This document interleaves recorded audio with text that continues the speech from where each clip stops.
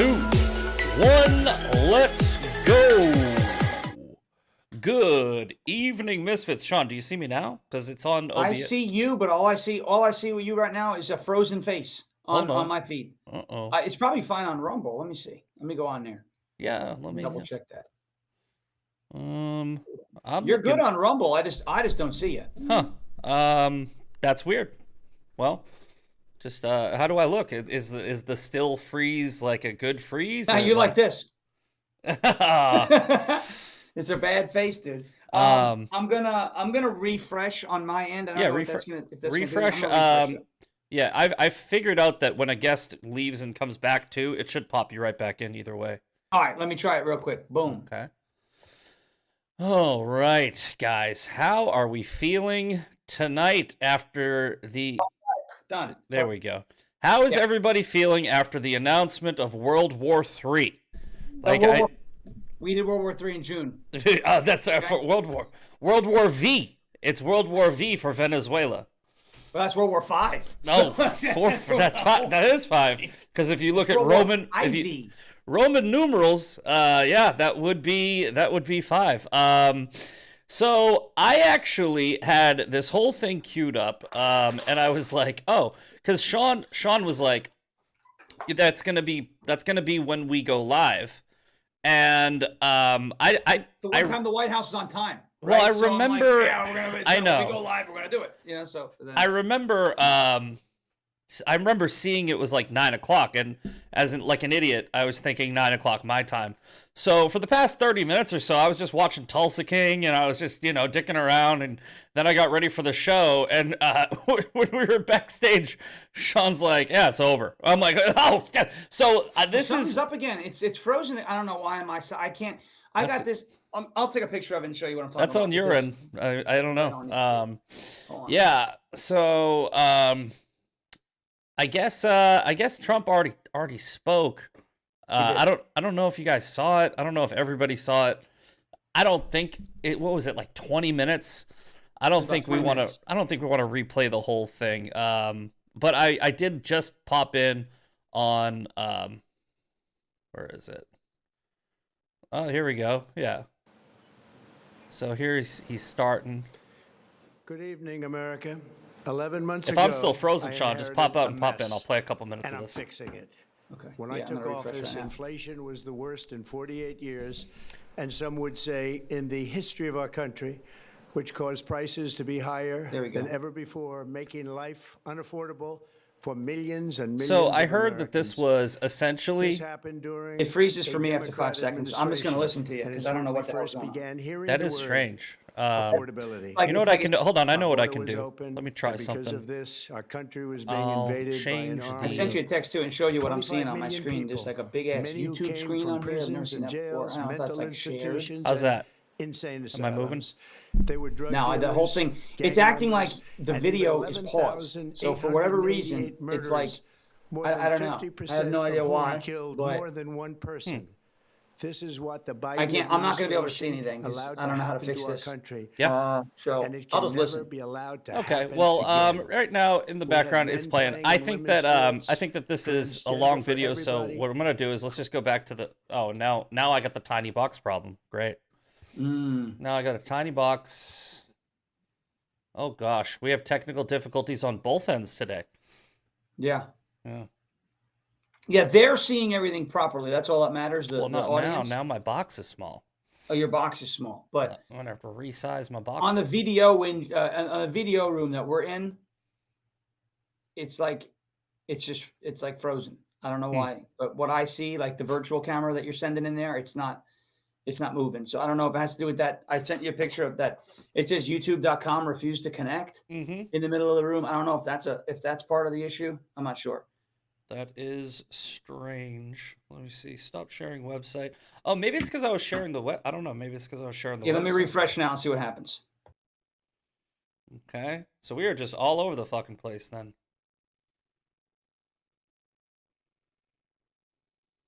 Okay.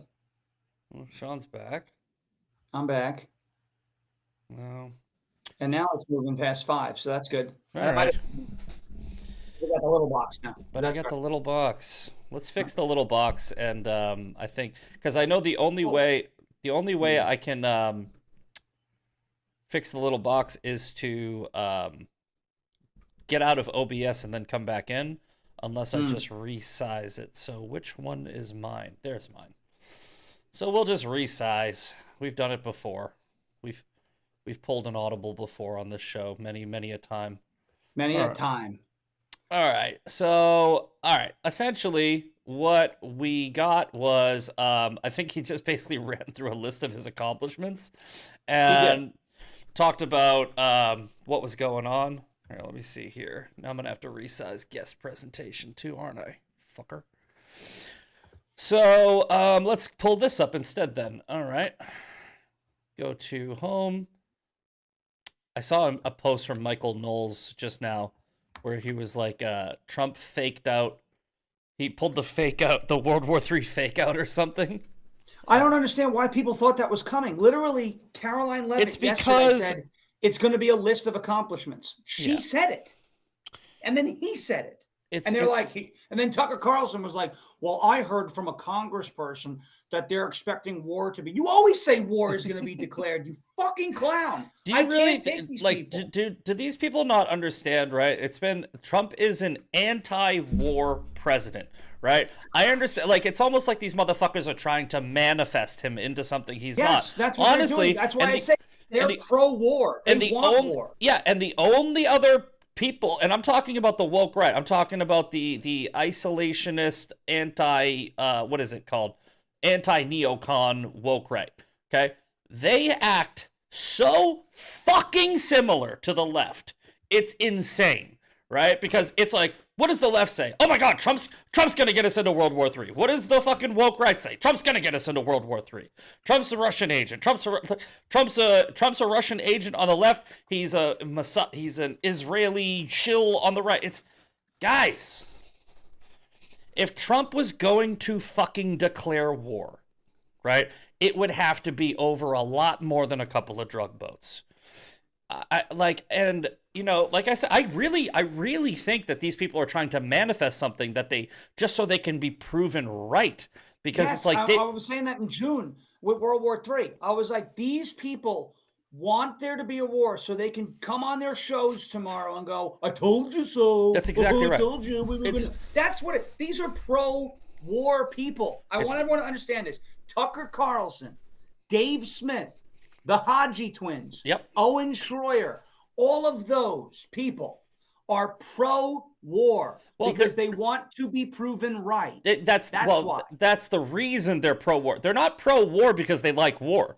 They're pro-war because they want to be right. That's the key distinction. It's like they are just like fucking like, even this is one of those cunts, Owen Schroyer.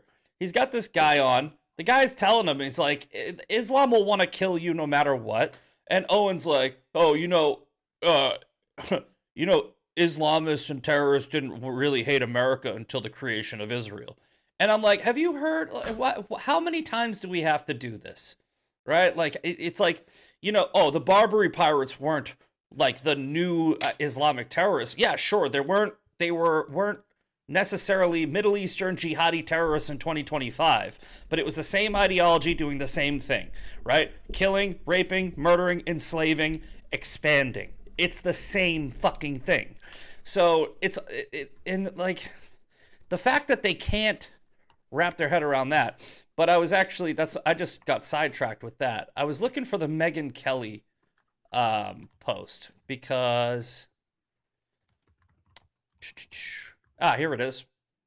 This guy's like this. He's referring to Megyn Kelly. This bitch is next level. I've never seen anyone like this before. She thinks she's the good guy here, referring to Candace Owens. It's sick. And I pointed this out. All right, everybody reads their own comment section. People like me, they see the mob of NPC retards and bots commenting on my post that Candace is right, and they dismiss it because I know they're fake and retarded.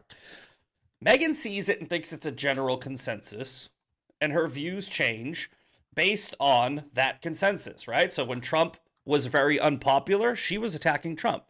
When Trump won, she started being pro-Trump, right? And she doesn't see Candace as like a problematic person. She sees her as a influential person.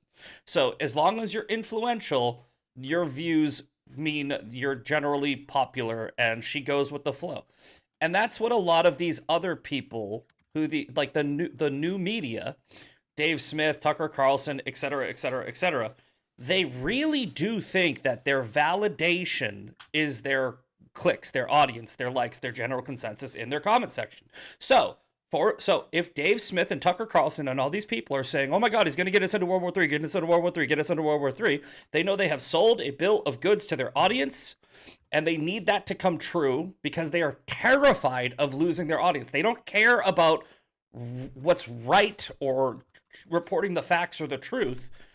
That's why they are pro-war. It's because their audience. It's literally what it is. I could not agree any more than that. I have had it with these people. I had it. I saw today Tucker, Dave Smith. I don't even pay attention to Owen Schroyer anymore. I forgot he existed. You know what? To be completely honest, Sean, you know what? I literally forgot he existed. Someone in my replies was like, "Yeah, Owen Schroyer said it too." I was like, "Of course he did," but I forgot about him. I genuinely forgot about him. I was just thinking about this today. I was thinking about Stu Peters, Jake Shield, Hodge twins, Myron Gaines. Like, have you been seeing them a lot? Like, I mean, have they gone into their own echo chamber algorithm? Because I haven't seen a lot of Owen Schroyer, just every once in a while. I'll tell you what happened with me, and I told you this a couple of weeks ago when we were streaming. I stopped going on the For You page on X because all these people who are manipulating the algorithm, that's how they were getting served to me. I went back to my following feed and my lists, and I have a list of about 90 names and accounts that I have on there. It's a private list, and these are people I like to interact with or people I like to read their content. You know, I've got you on there. I've got a bunch of big accounts on there that I like to, reply to and jump into comments. And there's some networks on there and some other. It's like 90 names. I follow 6,000, 4,200, 4,300 people. But I have a list of 90 names that I use as like my refined timeline. And then I have my following tab where it's a mix of everything. So there's like sports and all this. I got off the For You. I saw a shitload of those people on the For You. Okay. But when I go onto my following tab, because I don't see them, or because I don't follow them, I don't see them. Yeah. And it has made what they'll accuse you know what they'll accuse you they'll accuse you of, Sean, though, by doing that. They'll be like, yeah, you're so sensitive you can't even look at other people who disagree with you. No, it's not even that. It's just and yeah, that's what they'll say. Yeah, but it's like, not no, true. your content is brain rot. It really is. I don't want my brain to rot. Yeah, I'm looking at that now. I got your Ungovernables fan, I got the following, and I got the For You. I barely ever go on the following, but I'm just reviewing it right now, and obviously it is a bunch of people I like and I agree with.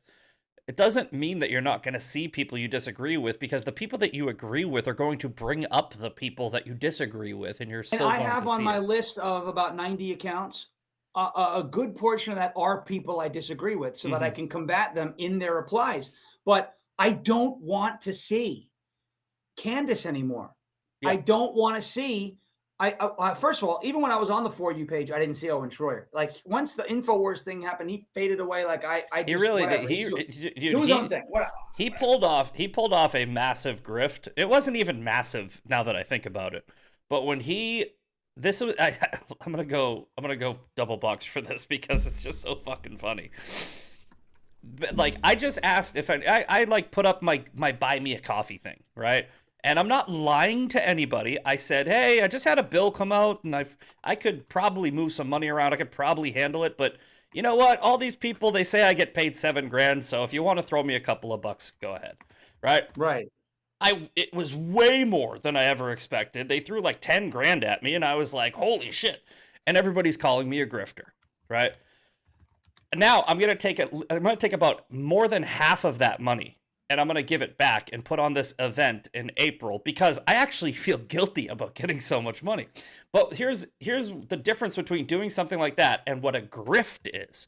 This is a grift. Owen Schroyer, when he got fired from InfoWars, he said, I need money from you so I can hire people and build a studio and do all this. Have you seen him in a new studio, Shawn? No.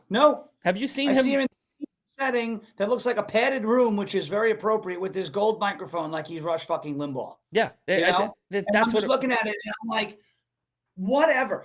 I'm just like, I have had it with these people, dude. I've had it. But that's a fucking grifter. That's a grifter. Accuracy matters. Okay. Yeah. I mean, but look, I want to be very clear about this. A grift. That's a grifter, yeah. A grift is Candace Owens saying, I'm going to need money for a lawsuit when her husband is worth $150 million. That's a grift, right? That is somebody lying or misleading you to make money. I will never do that. I didn't even want to ask for anything, but I just was like, it was kind of almost a troll. I mean, it wasn't a lie, but it was almost a troll. I was like, yeah, I could really use some help. But then I was like, I didn't get my $7,000. The people that grift are the people that lie to you. They lie, mislead, and manipulate you so they can make money. And that's the difference. And it fucking drives me crazy. It actually doesn't. It actually, I kind of chuckle at it. How upset they will get at me for that buy me a coffee thing when it's like when they're probably the ones that are giving $500 to Candace in her super chat. Right. But I'm going to go to Dave Smith's page right now and I'm going to call him a cunt because absolutely. He deserves it, dude. That guy deserves it. What a loser this guy Let me see here. Wait. Don't want to see. Now he's dominated primary, blah, blah, blah. Tonight, apparently, yeah, here we go. I just wanted to make sure he was announcing war with Venezuela. It says right here, tonight, apparently, Trump is announcing a new war with Venezuela. And I went in the comments and I wrote, Donald Trump is not announcing war with Venezuela tonight. And people were like, oh, screenshotting this. I'm like, go ahead, go ahead. Because not only did he not mention war with Venezuela, he didn't even mention Venezuela at all. So I was like, oh, my goodness. It's crazy. Oh no, wait. How'd this tweet work out? How'd this post work out, you stupid cunt? Yeah, it's so wild, man. And you know what you could do? Like instead of being so obsessed with your confirmation bias, you know what you could do? You could take a breath, because I said it's possible. I was like, it's possible we're announcing war with Venezuela tonight. I mean, you have Maduro getting his army doing fucking jumping jacks on TV to be like, no guar. But you don't want. I was Russian. You don't want to fight war with Venezuela, man? No guar. I'm pretty sure we'll be okay. No guar. And I was like, it's so cute. It's actually really cute to see, like, when Venezuela is like, we are preparing for a guar. It's like, that's a cute little army you got right there. But you know, it's like, instead of being obsessed with your own confirmation bias, and I don't want to talk about this woman that much anymore, but we're gonna have to bring her up because of the Piers Morgan thing. That was brilliant. But Candace was great. Candace is so obsessed with being right that she went on TV tonight on one of the largest platforms. That is one of her larger audiences that is not hers, right? And she said, Brigitte Macron has a penis and was born Jean-Michel Trucco or some shit like that, which is her very much alive brother. Yeah. And in pictures. Like, now! They were in the same room together. And she said, as a part of this thing, was like, okay, Brigitte was born a woman, but she died and passed her identity on to the brother. What is this, fucking Costco? Here's my card. Now you can shop here? What do we do? What? And people are like, oh, makes sense to me. It's like, so fucking wild, dude. It's like, I'm like, what are we doing? Jean-Michel. Let's do it. Jean-Michel Trogneau. Yeah, let's do it live. We'll do it live. All right. let's go. And I just can't believe so many people are still like, oh, well, she's asking the important questions. She's not. They're not important. She's really not. It's not important at all. She's really not, guys. And it's becoming, it's like, it really is. It's a mind virus. Conspiracy culture is a mind virus, just like the woke mind virus. I actually lost my train of thought because, okay, hold on. Let me finish my thought because I'm having an ADD moment. Okay, so instead of being obsessed with your own confirmation bias or your inability to admit that you're wrong, here's what you could have done in this, like, World War III with Venezuela situation. By the way, World War III means other people would probably want to get involved and nobody would give a fuck. Yes, because world. Yeah, nobody would give a fuck if we went to war with Venezuela. They'd be like, you guys handle it.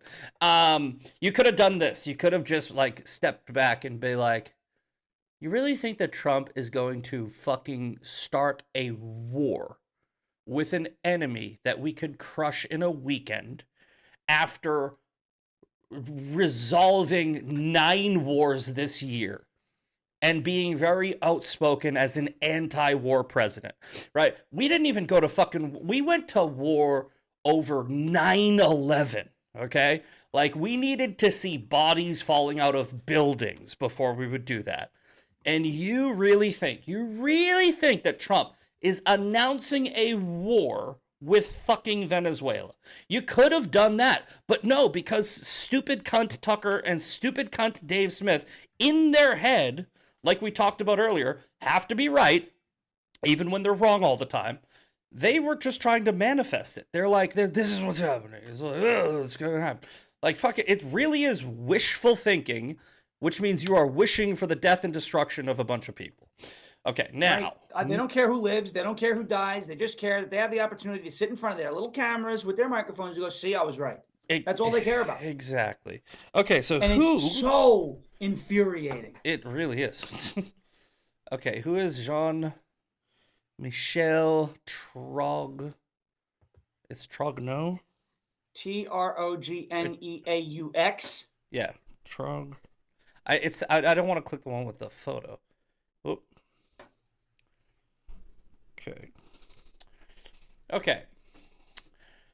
Okay, there he is. That's him. That's the very much alive person that Candace Owens body double. It's body double. Said is Brigitte Macron. That's the Egyptian pilot who killed Charlie Kirk. That's him. That's him right there. And, you know, there's like this, the conspiracy theory is because there's a picture of him when he was younger and he looks like Brigitte Macron. Well, it would make fucking sense considering they're fucking related. He's a private French individual best known as the elder brother of Brigitte Macron. Oh, no, it's the alter ego of Brigitte Macron. He's part of the And they're in the same bee cult. And they fly on Egyptian private jets. Guys, and they go underground. Like, this is what I'm saying. If you watch this, like, let's play the clip, okay? Let's just fucking play the clip. All right. It makes me mad, and I don't want to be mad. It does make me mad because it's not about Candace. It's about how many people believe it. And I'm talking about real people. Real people, because I know who the fuck they are. I have stopped talking to them. I have people, I'm not going to name them, but there are people that I used to talk to, and it's like, yeah. So, okay, let's play this clip. It's got to be the dumbest fucking move, but I don't know why Britney Spears shaved her head, so I'm not going to try to opine on it. I don't know why Candace is doing this either. Okay. Oh, is it not? Is this a screenshot? Oh, that's a screenshot. Okay. That's a screenshot. I think the real clip, the long one, is like 4 minutes long. No. The one that I posted, it's like a minute long, and it's the one where she says penis over and over again. I know how to find it. Candace penis. I'm going with Macron because I know the other one will bring up a bunch of other clips. Right, Candace Owens, and you see, like, I get it. right? These people, this is funny. It's funny to make fun of, but they're like, they are feeding into her by being like, this is a clip. Why is it not playing is the question. Oh no, maybe that's a screenshot of 105. Okay. Here it is. He did incredibly well out of Sandy Hook with his investigations. So but as Pierce is talking about how Alex Jones did well when he did this. By the families eventually, and I think we're going to see the same thing with Brigitte Macron and you, is that he was weaponizing deliberate lies for money. And I think you Brigitte did that. Macron has a penis. I really want you to know that. Brigitte Macron does not have a penis. Brigitte Macron has a penis. No, she doesn't. I'm sorry. She had 3 children. Did she get it removed? She had 3 children. Did she get it removed? Yeah, you can have adoptive children. You can call somebody, but Brigitte Macron was Hold born. on. Okay. So, Shawn, I'm going to play the rest of that, but I know you can't hear the audio. Candace just said, Brigitte Macron has a penis. Pierce goes, she doesn't. She has 3 children. Candace Owens goes, you can adopt children. That's called moving the goalposts, right? That's moving the goalposts. It's like, yeah, you can adopt children. She had 3 children, right? As far as we know. Now, you can say it's possible. It is in the realm of possibility that Brigitte Macron is a man. Right? But when you are a fucking online personality, a public figure, and you say, Brigitte Macron has a penis. Right. Well, and she said it on her own show, dude. You were born a man and you'll die a man. That's a direct quote. Yeah. Well, no. Today, so here's the thing. And I'm gonna get to the Erica Kirk thing. Let's play the last 25 seconds. A dude named Jean-Michel Trogneau. Well, hold on. Let's go back to that. But Brigitte Macron was born a dude named Jean-Michel Trogneau. Well, Brigitte Macron was born a dude named Jean-Michel Trogneau. Once again. Was this today? She said this today? Yeah, today. That was today. Wow.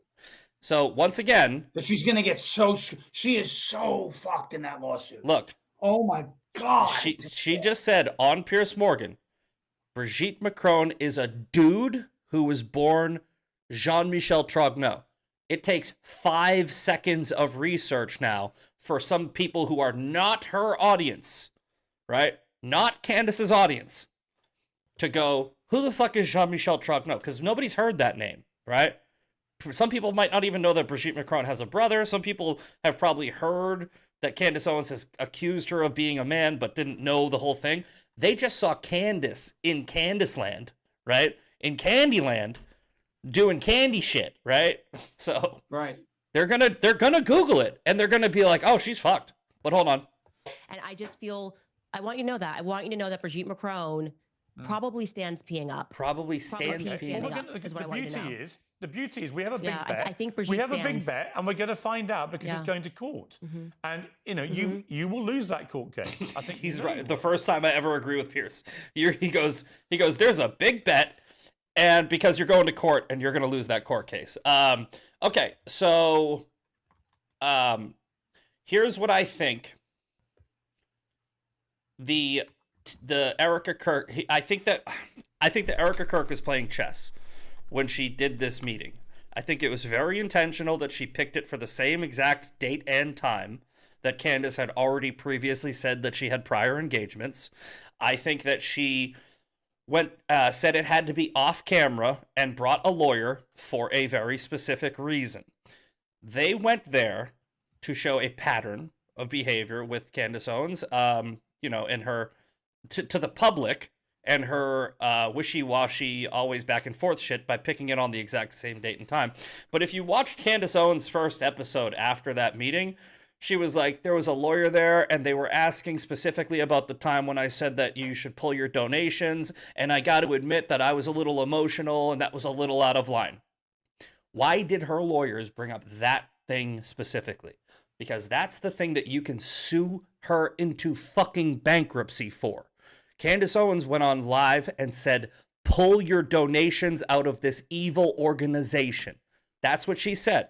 So they now have a 4.5 hour transcript of back and forth with Candace where they asked her to clarify her positions. And I'm sure they asked her methodically about a bunch of different other things, not because they actually care about clearing the air with Candace, not because they actually care about, making sure Candace stops. the moment Candace gets on air, after that, we have what's called actual malice, right? This is why the Macrons sent her the proof privately that Brigitte Macron is not a man. They sent her these photos. In the United States, you had Curtis Publishing versus Butts. I think it was in the 1930s, if I'm not mistaken. It might have been a little earlier than that. Whatever you want to go and look up that case. When it deals with a public figure, actual malice can be constituted when somebody does it for profit, personal gain. I got to run to the bathroom. Yeah, and Candace, I mean, profit? You want to talk about profit? I'm just going to profit. Yeah. Candace Owens is. We did this like a week ago. We did this a week ago on the show, right? Where I showed you guys the amount of money potentially that Candace Owens makes. Let me see here. Let's see if I can find that quick. Candace analytics. I use the word analytics. Analytics.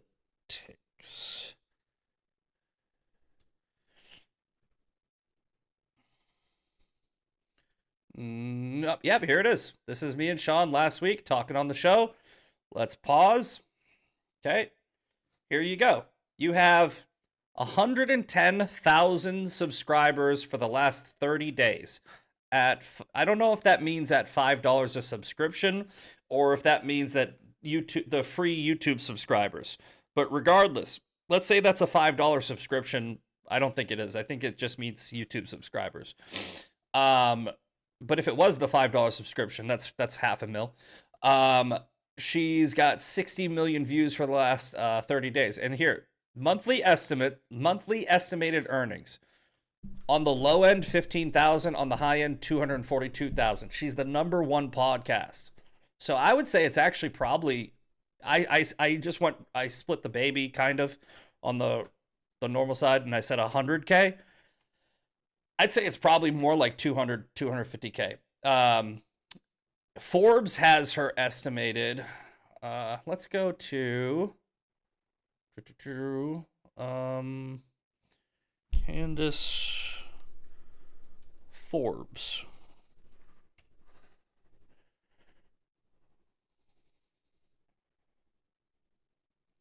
Forbes, I think, said her estimated yearly was 11 million. I don't know where they got that number, but Forbes is pretty accurate when it comes to that shit.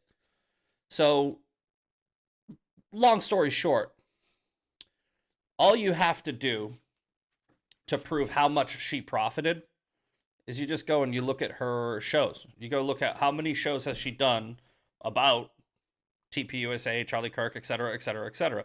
This is how they sued Alex Jones. They sued Alex Jones for $1 billion. Because, now look, the Alex Jones lawsuit was a absolute atrocity. They should not have punished him with $1 billion. That being said, should he have been sued for defamation? Yeah. 100%. I mean, he lied and he did what they said he did. The damages were just a complete misuse of justice and abuse of power, abuse of authority. But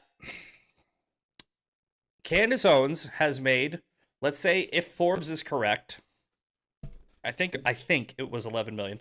If I'm wrong, I'm wrong. But let's just use a hypothetical number that might be true. Let's go to 10 million. Right. All right, let's go to 9. Let's just do 9 because you know what? It's going to be an easier. You'll see in a minute. If she's made $9 million in a year, and she's been talking about Charlie Kirk for 3 months, actually, shit, we should do 10. Let's do 10. It would be $2.5 million that she has made off of Charlie Kirk. I know I just did autism math really quick, but you get the point. It's millions. She's made millions off of the death of Charlie Kirk. That's the point. And when you bring this up, Candace will say, well, TP USA has made $150 million. It's like, yeah, they're a nonprofit. They have 650 employees. They have to put that money back in. They are like a 501c3 where they could, go to jail. They have financial reports. They have fiduciary responsibilities. They have this, they have that.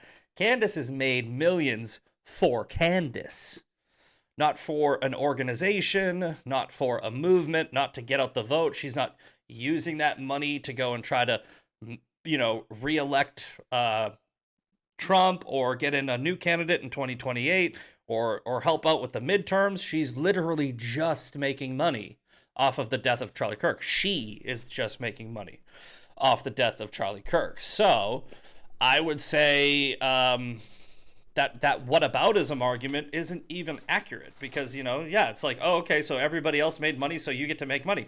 Okay, fine. You can make the argument. But if you're saying that it's bad that TPUSA has made money, then aren't you saying what you're doing is bad? I think that if Candace has made, I just did the math while you were gone, and it's just, I think Forbes, I saw somewhere something that said Forbes, Candace makes estimated $11 million a year, but I've heard 5 million, I've heard 11 million, I don't care what it is.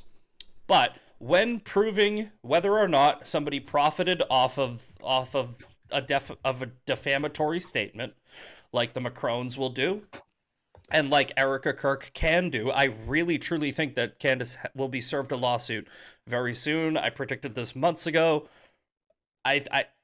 Weeks ago. I might have said it over a month ago. I don't know.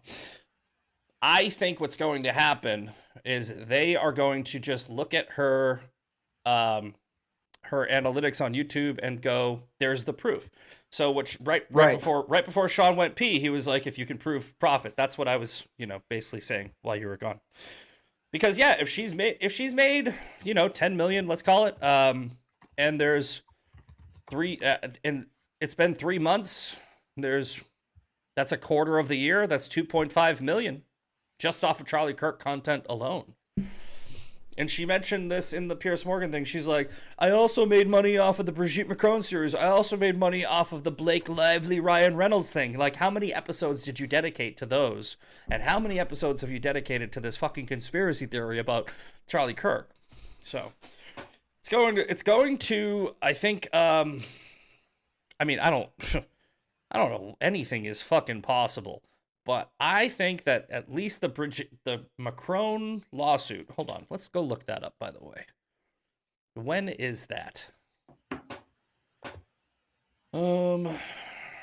go to refresh. Let's go back. Okay. When is the Macron Candace? Oh. I gotta get a new mic thing. Because the way this one sits, it's like right over my keyboard. I barely have enough room to put my fingers in.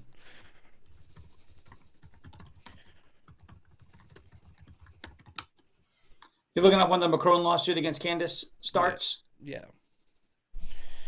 No official trial start date yet. No official trial start date. Late 2020, filed their lawsuit in late 2025. The lawsuit was filed on Wednesday, July 23rd.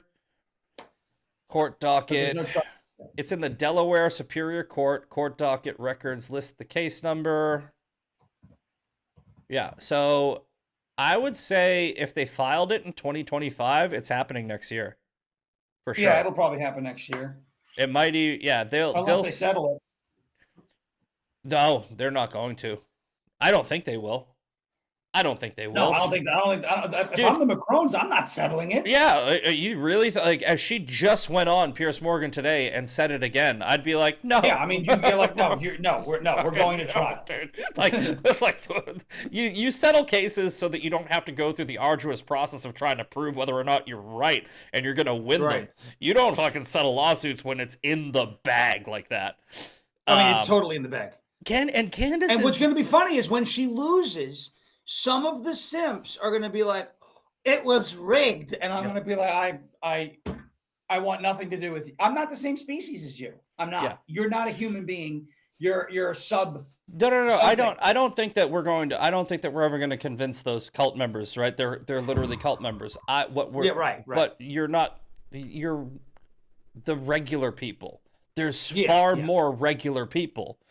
And Candace's name will be tarnished. Like, not, it's her own doing. I'm not like wishing for something that she doesn't deserve to happen. I'm saying, like, this is what's going to happen, okay? Right. It's going to be all over the news. It's going to be like, Candace Owens loses a $5 million defamation case from the Macrones. She'll probably crowdfund and get $1 million real quick. But you, like, I'm telling you, man, she's just like Alex Jones and InfoWars and that Sandy Hook thing. When I think you were peeing when I said it, right? The verdict in that case, or sorry, the damages in that case were so fucking crazy. And it was excessive. It was so punishment. Excessive. But should he have been sued? Yeah. Yeah, right? He was wrong and he lied badly. Admitted he lied, right? Tried to show contrition and apologized, and then they actually made him the good guy because it looks like an abuse of power. And people will look up the details. They'll be like, okay, Alex Jones lied. Alex Jones apologized early on after he lied. And he went through the trial and he got railroaded for a $1 billion settlement. When Candace gets sued, it's going to be, hopefully, not something like that, where it's going to be like Candace Owens is not going to apologize. Candace Owens is going to keep coming out and saying it. And if the settlement, or sorry, if the verdict is what the Macrones asked for, like $5 million or something, not $1 billion, then people are going to go, yeah, I read the lawsuit. She fucking lied. She deserved to lose. Like, and once a lawsuit becomes public record, it's going to be pretty clear. Like, if Brigitte Macron actually goes and proves that she's a woman, it's going to be fucking clear. Because Candace Owens is saying, it's going to be very clear. There are no photos of her pregnant, no photos of her raising her children. What happens when they put that into evidence? And then, like, we have Candace Owens. So there may not be photos available to the public, but that's because they're not going to post them. They don't possess, right? They're not going to do that. They want her to keep talking. They're not going to debunk. They're not playing some online court of public opinion game. No, they're playing a legal game. And they're going to win. I don't like the Macrones. And Erica Kirk is playing a legal game by asking for a private meeting. And Erica Kirk has never mentioned Candace unless in response to a question, right? Yeah, she never mentioned her name. And you know what? When publicly, Erica has never said Candace's name. Publicly, the only thing that Erica has said in response to Candace is stop, stop, and stop, right? So Erica Kirk is playing a legal game. Bringing a lawyer into a private meeting is basically setting the fucking trap, and Candace just walked right into that bitch because she's a narcissist. So we'll see what happens. All right, let's move on to the next subject, which I'm very excited to talk about. My man, Dan Bongino. Yeah, man, that's it. I actually had somebody that, and by the way, this is crazy. I did not know that he followed me until tonight. So yeah, it's so cool. I mean, that's awesome. That's really awesome. I don't get like starstruck or care when people follow me. I'm like, oh, like, Jeremy Piven followed me and I thought that was the coolest one, but only because I watched every single episode of Entourage and I fucking love that show. But Bongino following me, that's got to be my top number one. That's my number one. I remember when he first followed me and Trump I started hyperventilating. Yeah, I was like, oh. Dan Bongino. Marco Rubio follows me on Instagram now because of the hurricane season reel I made a couple weeks ago. He apparently liked it. So I'm like, okay, fine. So Dan Bongino, I think that a lot of people saw this coming. I think that when I heard that he was beefing with Bondi and in July, I was like, I'm not sure he's going to stick around. But look, Bongino, it's not that he can do no wrong, right? But I don't see him at fault for anything here. He went in, he did he got the J6 thing, he got the summer heat thing, he did everything. Did every 764, did everything he could, and then I think here's my opinion. This is just my opinion. This is just like to take a page out of Candace Owens' book. Just a feeling. I think you don't know, but you know. We don't know, but we know. I think that he got in there. I think that he got in there with great intentions, thinking he was going to be able to do a lot of shit, and realized that he can't.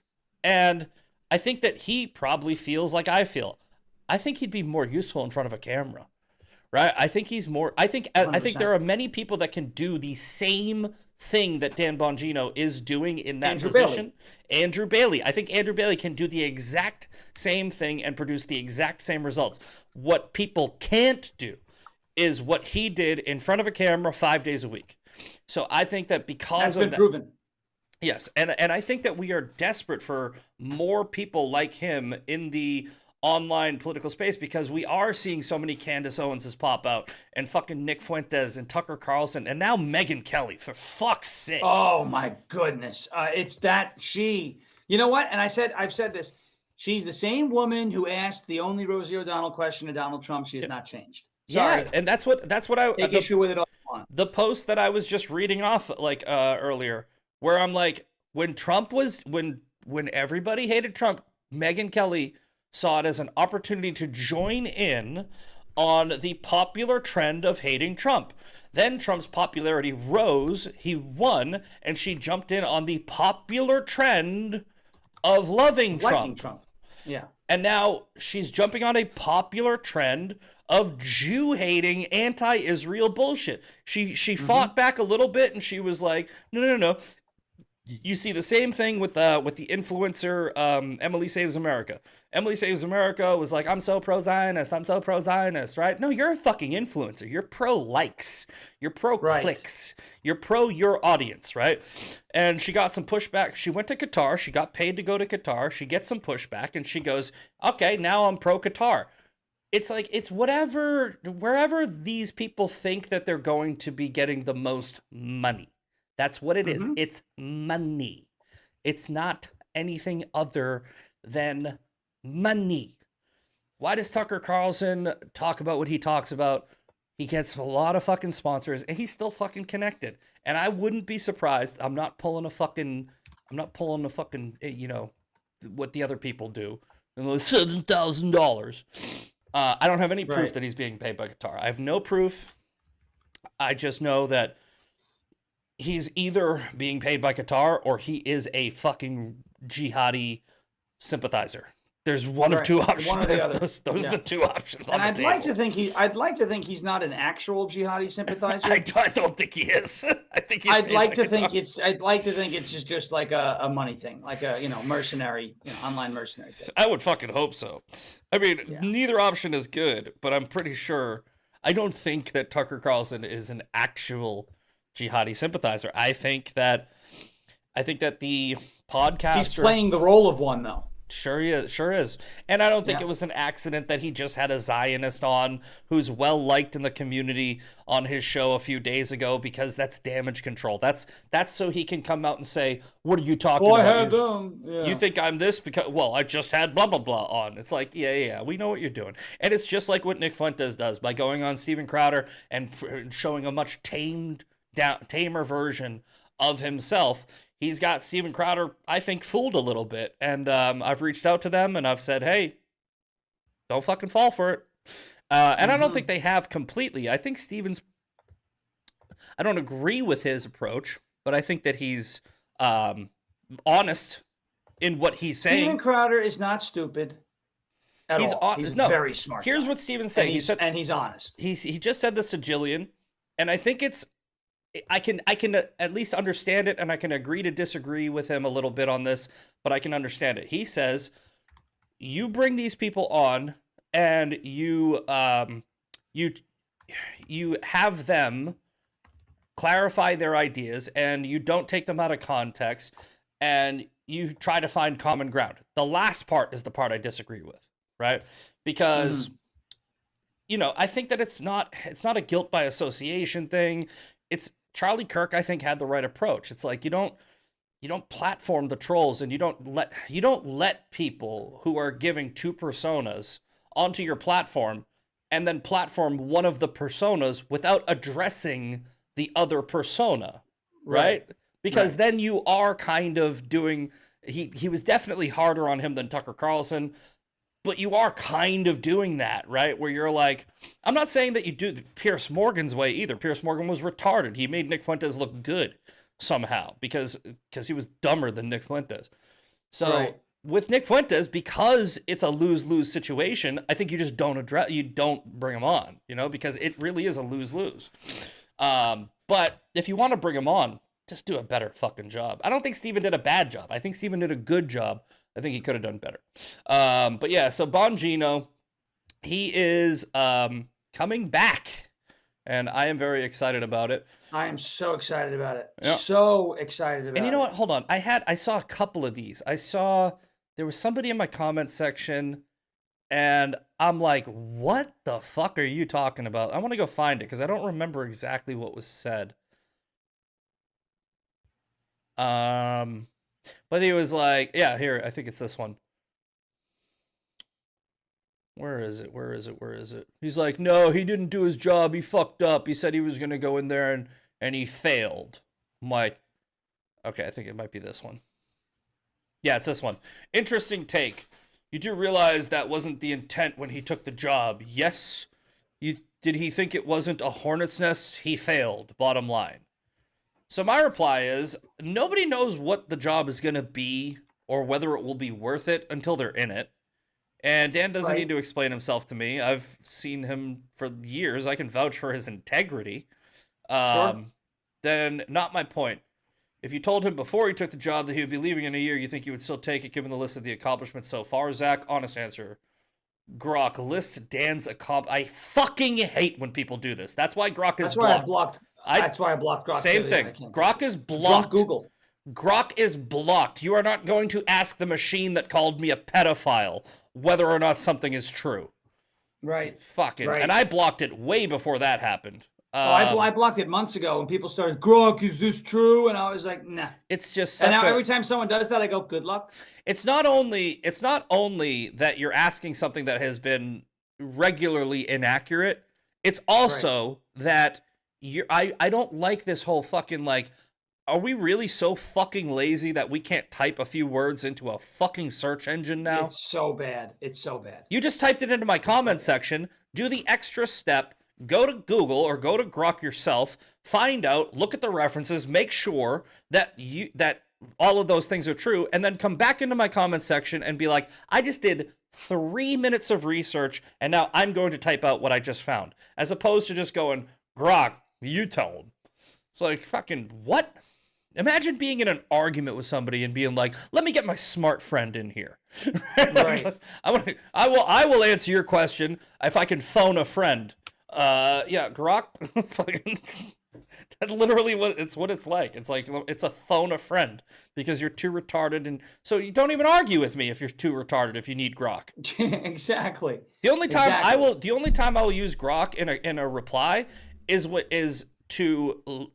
if I want an image, I will take a screenshot of an image of something I know is verifiably true, and I will use that because it's just more of like, I already know it, like the Talmud or something like that. Like they'll be like, well, have you read the Talmud? And I'll be like, do you know what the Talmud is? And they'll be like, you tell me. And it'll be a really long paragraph, so I'll just screenshot it and I'll be like, there. Right. That's what it is. As opposed to me sitting there going, well, it's like 76 books written out over 1,500 years and it's blah, blah, blah, blah, blah. It's easier. But I don't do Grok, what is the Talmud, as opposed to what these fuckers are doing. But yeah, let's also talk about Massey and the Democrats. They pulled off two. Hold on, bro. I want to show you something. I cannot wait until he's out. He's got to go. He's got to go. This one right here. I did not know if Massey was one of these two. I didn't know, but I know I knew. Every single House Democrat voted to force the U.S. military to stand down against designated terrorist organizations. And all I saw was under the Republican yays, I see two. And I go, I'm going to take a wild guess and say Massey was one of them. Right? And like, and then I go here, and then I go, who are the two Republicans? Wait, I found it. Two Republicans. Yeah, here we go. Thomas Massey. Oh, Don Bacon too. Talk about another loser. I don't even know who Don Bacon is, but You don't wanna know who but I that knew is. Massey was one of them. Nebraska. I fucking knew Massey was one of them. So I course he was. guessed. And then, all right, so we have, so far today, Thomas Massey has voted not to fight terrorist organizations. And then he also just voted against a better insurance plan for Americans that would better healthcare plan. Right? It would because not it would give the money to the people. Yeah, it would not extend the Affordable Care Act subsidiaries. And he voted fucking no, too. One Right. Republican, one nay right here. Because his whole thing is, though, the government shouldn't be involved at all. Well, and I agree with that. But you're doing less government. But the problem is, so what you're going to do instead is you're going to take these subsidies and you're just going to keep sending them to the insurance. Here's the reason why this is a problem. Marsha Blackburn on the radio today, I was on with Michael Patrick Leahy, and she was on. She's the senator from Tennessee. She's running for governor. She explains this very, very well. The way the ACA is structured, okay? So we'll use round numbers. Let's say a healthcare plan on healthcare.gov is $1,000 without any help from the government, right? Uh-huh. And the government comes in and says, Zach Bonfilio is entitled to $500 in subsidies. So you could accept those subsidies, and now you, out of pocket, pay, let's say, United Healthcare $500. The government pays United Healthcare $500. The bill is paid, and that's that. Mm-hmm. The problem with that is now United Healthcare knows they're automatically getting $500 from the government, right? Mm-hmm. Because you've elected it and because you're on their rolls. They don't have to compete for your business, okay? Mm-hmm. If the government, which I don't want involved in healthcare, but a step in the right direction would be if the government said, Zach Bonfilio is entitled to $500 of healthcare policy, healthcare premium assistance. Here it is in your account. Yes. And then you can take that and spend it wherever you want. Exactly. For healthcare, not it's for like food, for healthcare. It's like an HSA. It's right? It's the same structure of school choice versus the federalized exactly. Department and so of now Education. These healthcare companies, you're not just limited to what's on the exchange. And now any healthcare company that has a plan, you can use that money to pay for their premiums. You're going to have so much more competition. You're going to have so many more businesses competing for your business. You're going to get better healthcare. You're going to get cheaper healthcare. And Mm-hmm. Thomas Massey said, nah, let's go back to the Unaffordable Care Act. Unbelievable. It's exactly unbelievable. And it's so fucking wild how like Massey is the quintessential typical libertarian, where they're basically anarchists. They are hardliners who go. Neo-libertarians today are anarchists. I've been saying that for months. They are anarchists. They believe in nothing. There should be nothing. Well, it's burn literally it all down. Okay, then join Antifa. Yeah, but it's not only that they're anarchists, it's that they're hardliners where there's no concessions. So it's like, okay, well, the government's still involved, even though we just made it better, even though it's a step in the right direction, the government's still involved, so I'm just going to vote no. It's like, well, then what the fuck are you doing here? Like, right. if you cannot do concessions on anything, if you cannot vote for something that's better than the current thing and move the needle, why the fuck are you in the Republican Party? You're a libertarian. The original libertarians, like the founding fathers of our country. Yes, they compromised on a lot. Yeah, they also weren't contrary to popular opinion. They weren't isolationists. They weren't. They were. I guess you could call them nationalists, but not really, because they were coming to build a nation. They were more like pioneers than nationalists. Right, because a nationalist is somebody that adheres to a nation already built, not to build a new one. So I would put them as pioneers over that. They were essentially they were the original libertarians, and the current libertarians they're weird. They're not even isolationists, right? They're not, because they do want if a libertarian was to, look at Milei and be like, should we have some type of foreign relation with Argentina? The libertarian would go, yeah, because that's a libertarian. So they're really just more like cult members in some weird party that doesn't really align with the two-party system, So, and that's why they get 3% of the fucking vote, by the way. Okay, if Thomas Massie had an L next to his name, he would get 3% of the vote. He is a true rhino, meaning Republican in name only. So, but it does not shock me that Massie was both of those fucking votes. I mean, let's go back to Perplexity. How often does Thomas Massie vote with Democrats? It's like the most. Thomas Massie rarely votes with Democrats overall. Instances of voting with Democrats. All right. Yes, here we go. This is a better one. Oh, for fuck's sake. How do I get rid of this? Close. Okay, what percentage of votes did Massie cast with House Democrats this year? Okay, that's also.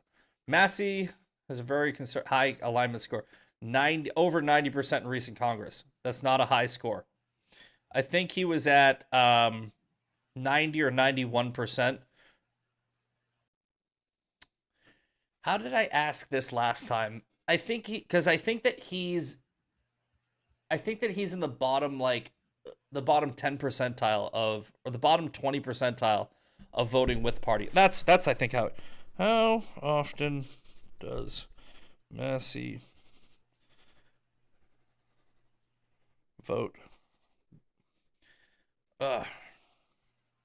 with his party compared to other members? That's the one. You need the comparison. Okay, Thomas Massie is known for breaking with Republican leadership more often than a typical GOP member. Here it is. Okay. Roughly 70 to 95%. So, okay. Conservative score charts. Massie generally aligns with conservative positions. Okay. By contrast, labor and left-leaning store. Okay, hold on. High alignment scores. Massie's session score would place him within that broad pro-party range. Some left, lower. It's lower in years when he's cast more protest votes. Yeah. I don't know. This isn't giving me the answers that I got last time I checked. But basically, Massie is, if you look at like Corey Mills, he votes 98% with the party, and he's like your average Republican.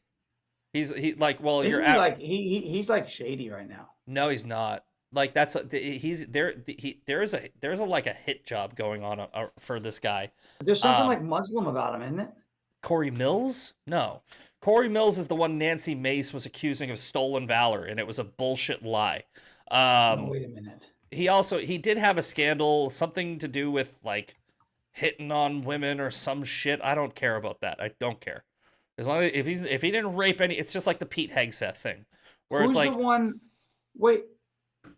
Yeah, he was married by a co-conspirator in the 1993 World Trade Center bombing. This dude's weird. Corey Mills. Yeah. Do I have the right guy? Florida. Corey Mills, unindicted co-conspirator in the 1993 World Trade Center bombing and Hamas fundraiser, officiated the wedding of a prominent Republican congressman. Yeah. Corey Mills is embroiled in some weird stuff with the Muslims. Very weird. Very weird.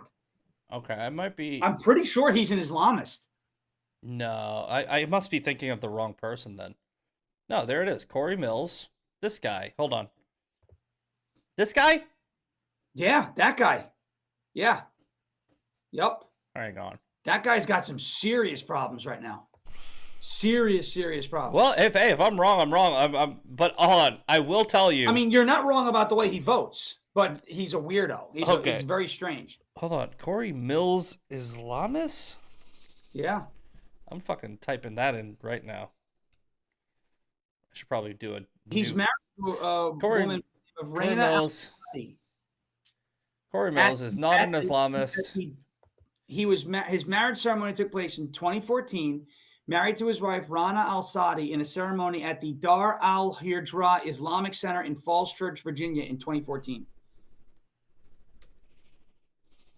He says he's a Christian, but his marriage was officiated by a radical Islam imam, Muhammad Al-Sadi. Yeah, but if it was no, it's definitely not a great look. She's a hot Muslim. Wait, is she Muslim? I don't know. Someone's got to be Muslim for the marriage to be officiated in a mosque. Yeah. Okay, she's an Iraqi refugee who later became a naturalized American citizen and served in the first Trump administration. Several former colleagues, and this is the scandal, several former colleagues in a Substack article by Roger Solenberger claim Mills told them he had become a Muslim, and a wedding certificate has been cited as evidence of an Islamic marriage, which typically requires both parties to be Muslim. Send that link to me, and I'll pop it on the screen.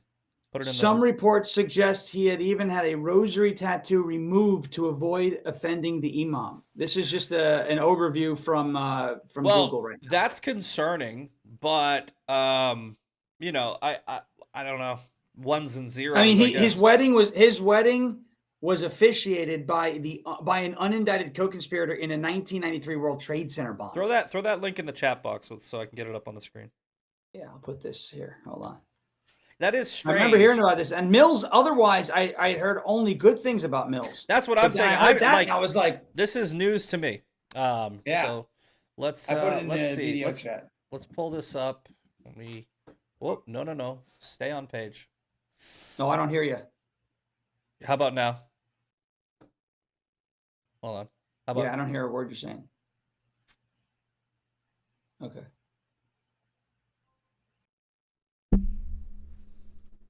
Yeah, I hear you now. Yeah. Yeah. All right. I almost accidentally X'd out. Yeah. Let's see. Let's pull this up. Get to the bottom of this. Okay. Corey Mills, Islam. Okay, but this is an AI overview. All right, marriage and conversion claims. Where is this from? What is the source of this? Yeah, I'll give you Real Clear Religion. Real Clear Religion, May 8th, 2025. I'll give you another link about this. Marriage and conversion claims. Look, this would be concerning to me, maybe. I would have to dig into it more. But, you know, like Dan Bongino said, these are ones and zeros, right? Are you voting with the party or not? And we did get a little sidetracked here because I'm actually interested. You know, the guy follows me, and I defended him on the facts because Nancy Mace was saying that he was stolen valor. He cleared that up. It was a completely fabricated, made up lie. I don't think any of that was true. But it is like. But if this is true, it's a little concerning. It's concerning that his marriage was officiated in an Islamic center by a guy who was an unindicted co-conspirator of the World Trade Center bombing in '93. It's absolutely concerning. Yeah, absolutely I mean, concerning. now, but did he know? You know, that's what I'm saying. Like, context matters. He was apparently. I mean, it's definitely concerning. Yeah. After looking into the domestic disturbance call, Blaze News obtained and verified the marriage certificate with the state of Virginia. It cites the officiant as being a radical Islamic mufti named Muhammad Al-Hanoudi, the former imam for the Dar al-Hijra. Yeah, it's like insane. Okay, just to play devil's advocate, let's say Mills is separated from this woman, according to reports. And there's a copy of the marriage certificate on that article. So let's say, just to play devil's advocate, let's say, you know, he fell in love with a Muslim woman, and maybe he, you know, removed a rosary tattoo because he didn't want to offend her, and it's like blah blah blah, whatever. And let's say he didn't know the the person officiating his wedding in a mosque, which is weird, was, you know, tied to that. Is that disqualifying if all those things are true? No. Is it concerning? Yes. So I think it should be looked into a little further, which we'll do at a different time. I'll do some homework on this so we're not doing it in real time. And I'm not making excuses for him. Could be very true, and he could be a very big liability, but I don't know, so I'm not going to opine on it. I'm not apparently the place where he was married, that mosque, has also been linked to several individuals engaged in like terror, like Anwar al-Awlaki. I mean, there are some disturbing. Now, it doesn't mean he's a terrorist. Shawn, I could probably fucking tie terrorists to any fucking mosque in America. Well, that's true. That's true. Like, again, but this one in particular seems to be a troublesome. So, like, there's and that doesn't mean that Corey Mills is a terrorist. No. Right? So, I got the marriage certificate on the screen. But I was just like, I remember hearing about him, and I was shocked because, like, he served in the military in some crazy stuff. But you know, this does happen. Some great things. It does happen a lot. I mean, I don't know how often it happens, but it does happen where, and by the way, guys, like I've said this plenty of times, most Muslims are good people, right? Most Muslims are good people. There's just too many of them that aren't, right? By the sheer numbers, if 10% of Muslims are not good, then that's 200 million terrorists. So, like I said, this marriage certificate looks like it's true. If Corey Mills had absolutely no idea, which maybe he didn't, it's not disqualifying. And as for being able to tie terrorism to this person, that's not far-fetched either, because you have about a 1 in fucking 5 chance or something like that for at least being tied to a Sharia practicing Muslim, maybe even more. So I don't know. It's an interesting thing to look into, though, for sure. Yeah, I mean, this doesn't make Mills a bad guy. Also, it just makes me look at him and go, huh? Oh wait, this is and this is a weird one. I actually remember I did have a problem with him when he didn't censure Ilhan Omar.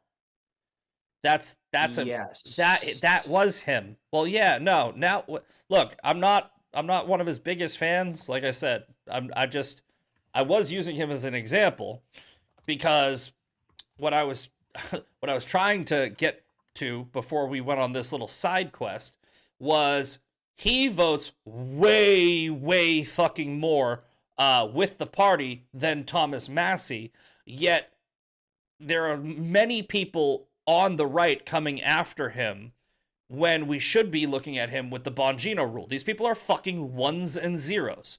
Are they moving the agenda forward or not?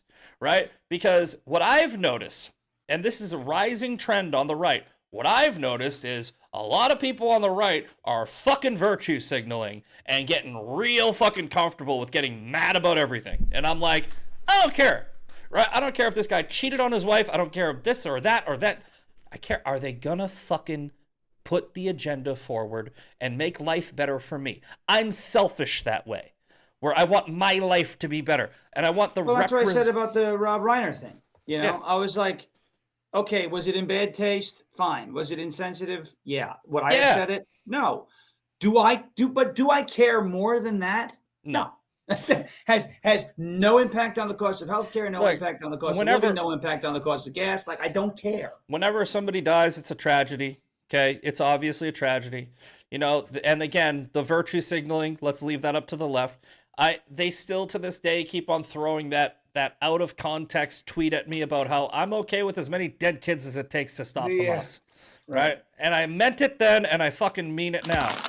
That doesn't mean I'm okay with dead kids if it doesn't stop Hamas. Right, doesn't mean you're pro, extermination of babies. Right? Yeah. But, you know, if people on the left, I expect this out of them. I expect them to be triggered. I don't expect it from people on the right. Now, that being said, there's also people that talk out of both sides of their fucking mouth. And they go, well, yeah, you sound like you're fucking virtue signaling when I bring up that we have a problematic figure on the right, like Nick Fuentes, who is engaging in what I really believe, is stochastic terrorism, right? I think that what Nick is doing is he is a cult leader inspiring a youth group on the right, and we should probably fix that problem, right? It's not about his words. I didn't go after Andrew Tate because of his words. I went after Andrew Tate because he slapped around a 15-year-old girl. I don't go after Nick Fuentes because of his words. I go after Nick Fuentes because he's inspiring people to do radical shit that could literally fucking hurt the country. Words? I don't care about words. Have you heard my mouth? You sound like, what's his name, Chris Rock. Do you understand the words that are coming out of my mouth? I regularly call people cunts. Trust me, it's not about the words. Oh my God, by the way, let me show you this. You are going to laugh at this one. I muted this chick a while ago. She was just annoying. But somebody goes, I got to send out the bat signal to Misfit because here it is. It's this chick, Morgan Ariel. Oh, I can't stand Morgan this Ariel. She goes, I don't think there's anything more grotesque. I don't think there's a more grotesque word in the human language than cunt, and anybody who uses it is a walking red flag. And I just go, hi. Isn't the mute button great, by the way, on X? Yeah. Isn't it great? Yeah. I know. You know what I love? I love it's better that. than blocking in a way, because then so they better. don't know that you don't see them. Yeah, I you know.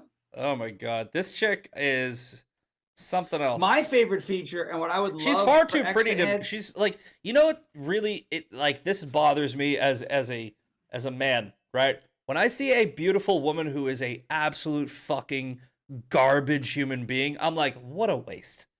What a waste of a pretty face. You know, one of my favorite features is on Instagram is the restrict option. So everyone think they're commenting and they think everyone's seeing their thing, but it's hidden. It's my favorite thing. It is my favorite. You know what I do? Block people on Instagram unless they're really bad. I take it a step further. I go and I unrestrict them, comment, and restrict them again. I've done that a few times. I will reply to them and I'll be like, fucking, well, you better expound on that. And then I'll be like, nobody else can see this shit. I tell you, man, it's so great. I'm not joking when I make all these references to Candy Crush and shit like that. I treat social media like a fucking video game. It's a game. Nobody's getting upset over here. I get upset at the culture and the trend and the macro, right? The micro doesn't bother me at all. Call me a faggot and put my face on a fucking gay dating app, and I mean, I kind of care that Grok called me a pedophile. That was kind of low. That's bad. But that's because somebody could read that and show up, and I'm like, fuck. Now I gotta, you know, use my firearms the way they're intended for, and I don't want to do that either. I don't want you to die because a robot lied to you about me looking at kitty porn. It's not what I want, so don't do that. Because I'm not gonna die. I'm not gonna. Right. We're going to this training course for a reason. Let's go and check that out, by the way. I think we got. That looks like you're putting together a really cool event, dude. That looks like it's really cool. Shawn, I'm not gonna post the Airbnb because I don't want somebody to Google image it, find out where it is, reach out to the person. But Shawn can vouch. Yes, I can. Shawn can vouch, right? The Airbnb that I'm I'm going to get for this event is insane. It has, I don't even want to say the amenities because I think that people would still be able. That might be too unique. We'll leave it at this. It is so unique. Badass. It is so badass. I will say it has a lot of activities to do. Like, there's definitely, it's going to be like a crazy thing. And if you're coming to the event, we're going to throw a huge barbecue, and play with all the amenities, all the things. But if you guys haven't been paying attention, here's what we did. Because I was talking about earlier, I had that. I was just like, hey guys, I have a buy me a coffee link.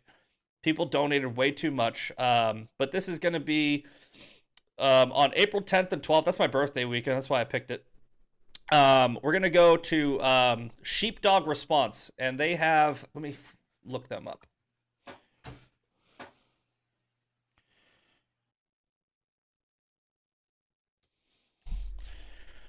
This is their site. These guys right here.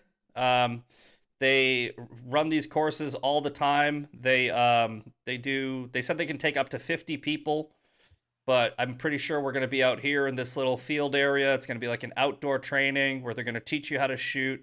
They were going to, so like you can see here, the courses, the Protector 1, which is what they wanted to do. They were going to, discount it a little. Like that would be, you literally do close quarters fight training and learn how to defend yourself from weapons.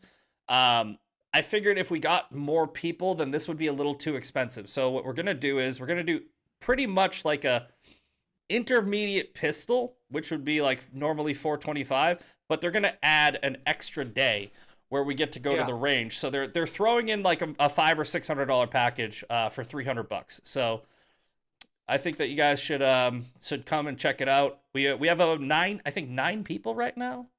So we only got one more freebie. Does it say how many? 7 interested. Oh, maybe we have 2 or 3 more spots. So it's going to be for the first 10 people. I'm taking care of it because you guys did all that donating. After that, it's $400. $100 is going to be for the entertainment and the background check, and then your flight, and you got to book your own lodging. But yeah, it's the pinned post on my page if you want to check it out. Yeah, you should come. I know you said you got to wait to find out if your availability, but I saved. I'm as of right now committed to another event, but if that date changes, I will be there. Yeah. I'm saving you a slot for a while, and if you get closer to that date, when we get closer, and I'll say it's definitely happening on that date. Release that, and and that'll work. But that's gonna be fun. Let's see the comments on this Dave Smith post. Wi-Fi seems to be working great in Israel. Didn't you just beg people for money? No, I asked. If I begged, I would have begged. Stop complaining and fill this out. Employment job. These people not realize I run my own business? Well, it's fun reading I read the hate mail. Like Joe Rogan, it's admirable what his recommendation is. Don't read the hate mail. I disagree. I think don't read the hate mail. You giggle at it. Don't read the hate mail if you're sensitive. Absolutely. I'm not. I can read that shit all day. I love it. I mean, I know we usually do hate mail Thursdays. We do shots fired. Where? Fuentes. So Tucker lied. Okay. Tucker was talking about how this is going to be about a war with Venezuela. Is it on Nick's page? Yeah, it's he posted it on X. All right, let's go see what that little fucker said. I hate that I'm agreeing with him lately, but it's very important to remember that 2 things can be true at the same time. I can agree with what Nick Fuentes is saying, and he's still a cunt. Yes, I think it's one of those things like blind squirrel, broken clock. Yeah. Kind of thing. It's also important to remember why Nick Fuentes is saying what he's saying, right? Nick Fuentes is only coming after Tucker Carlson and Candace Owens because both of them embarrassed Nick Fuentes. And this is what I don't like about Steven Crowder's approach. I'm not saying that Steven Crowder is afraid of Nick's audience. I don't believe he is. But no, I don't think so either. But, right? Many people are. And Steven Crowder not really being tough on Nick Fuentes is giving the impression that he's afraid of Nick Fuentes. I'm not saying that he is. I'm saying that's what people are attributing to it, right? It's like, I think that Steven Crowder is just Steven Crowder. If you ever watch Change My Minds, right? And this is why I'm not defending Steven's approach. I disagree with his approach. But I understand it because I actually watched a lot of Change My Minds. He debates literal fucking communists. He debates Antifa. and he is kind and respectful, and he is not combative. His Jillian Michaels today, they were laughing together, and it's his thing. So if you want him to be Piers Morgan, he's not going to be Piers Morgan. He's going to be Steven Crowder, right? Yeah, because that's who he is. He's also not Tucker Carlson, where he gave him a soft-ass interview and then talked shit after he left. He's just Steven Crowder. Again, to reiterate, I still think he could have been a little tougher on Fuentes in that interview, but I don't hold people to a standard of perfection, all right? I think it was fine, and I don't think that he's simping out. What I do think is, I think he is not realizing the actual problem, which is Nick is very, very talented at pulling the wool over people's eyes. And I think that there's a little bit of wool in Crowder's. Oh, there's wool. I think there's some wool in there, Steven. I just want you to take the wool out. There's definitely some wool. I will give Nick credit. Nick is smart. He's smart. Candace, I think, is actually crazy. Tucker, I think, is actually dumb. Nick, I think, is smart. Oh, so it's really... I think Tucker Carlson's smart, too, honestly. I think that he's... I don't know. What's the difference between intelligent and smart, right? Is Tucker intelligent? Yes.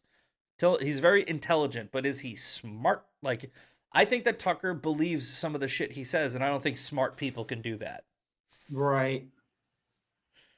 Like, I don't think Nick believes a fucking word he says. That's why he's smart. He's a shock jock. Yeah. Like, I think Candace Owens believes what she says, but I think that's because of a fucking mental illness. Like, I think that Candace has... Scroll down. What does that say with Marco Rubio? What is he doing in there? It's a new profile pic. He's just standing and looking at his shoes. I guess I owe that guy $1,000. What is this about? Is this an inside joke? I think there might have been something where he was pacing in the window or something. Are you going poopy? You're really leaning into this one. It's definitely an inside joke because this is a reference to something I don't know about. Let me just X search Rubio. Did someone hack Marco's account? What the fuck is going on beneath the surface? This is great. I don't even know the context, and it's funny. Noquar. He's got Maduro as a... You see, Rubio ruled out running in 2028. Yeah, but I told you, and I made a post. It's still early, but look, I made a post about that. So Shawn, let's go. Let's just look up Rubio because I'm sure it'll pop up. Rubio said he was like not gonna run against JD Vance. Hold on, let's see. Marco Rubio finding out he has to run from the FBI because cash is too... Oh, it's a hater. Jesus. Here we go. I knew it was going to pop up. So, Marco Rubio rules out 2028 run if J.D. Vance seeks Republican nomination. Okay. First of all, 3 years... Well, it would be more like 2 years. 2 years is a lifetime in fucking politics. But what I view from this is somebody asked him a question, and he gave the right answer, right?